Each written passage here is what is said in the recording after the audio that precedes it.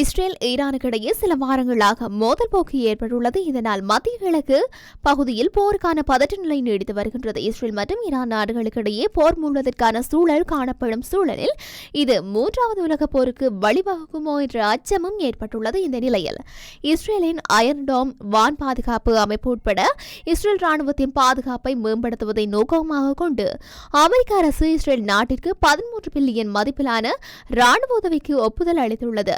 Israel பிரதமர் Benjamin Netanyahu இதனை வரவேற்றுள்ளார்.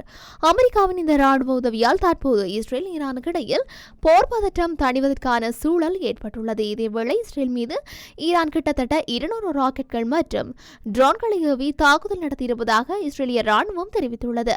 கடந்த ஏப்ரல் 1ஆம் தேதி டமாஸ்கில் உள்ள ஈரான் தூதரகத்தின் மீது இஸ்ரேலிய ராணுவம் தாக்குதல் நடத்தியதாக ஈரானின் இஸ்லாமிய புரட்சிகர காவற்படை குற்றம் சாட்டியிருந்தது. மேலும் ஈரானிய தூதரகம் மீது இஸ்ரேல் நடத்திய இந்த தாக்குதலுக்கு தக்க பதிலடி விரைவில் கொடுக்கப்படும் என்றும் ஈரான் எச்சரித்துள்ளது இருந்தது. இஸ்ரேல் நடத்தியதாக கூறப்படும் இந்த தாக்குதலில் 2 ஜெனரல்கள் மற்றும் 7 உறுப்பினர்கள் கொல்லப்பட்டனர். ஆனால் ஈரானின் இந்த குற்றச்சாட்டுக்கு இஸ்ரேல் வெளிப்படையான எந்த ஒரு கருத்தையும் தெரிவிக்கவில்லை. இந்த நிலையில் சனிக்கிழமை மாலை ஈரானிய ராணுவம் இஸ்ரேல் மீது தாக்குதலை தொடங்கியுள்ளது.